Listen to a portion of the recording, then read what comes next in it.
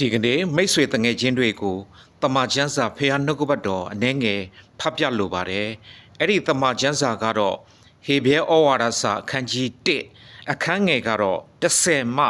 14ထိဖြစ်ပါတယ်။ဖတ်ပြမယ်နော်။တဖန်ကျမ်းစာလာသည်ကအိုထာဝရဖះကိုတော်သည်ရှေးဥစွာ၌မြေကြီးကိုတည်တော်မူပြီးမိုးကောင်းကင်သည်လည်းလက်တော်နှင့်ဖန်ဆင်းသောအရာဖြစ်ပါ၏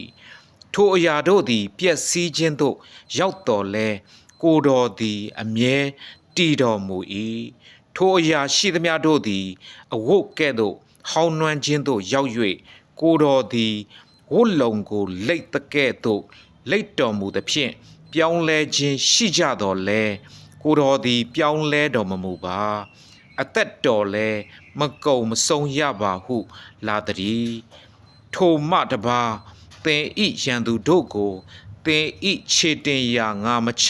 မထားမိတိုင်အောင်ငါလက်ရဘက်၌ထိုင်နေလော့ဟုအဘယ်မီသောကောင်းကင်တမန်ကိုတခါမျှမိတ်တော်မူဘူးတည်းကောင်းကင်တမန်များတို့က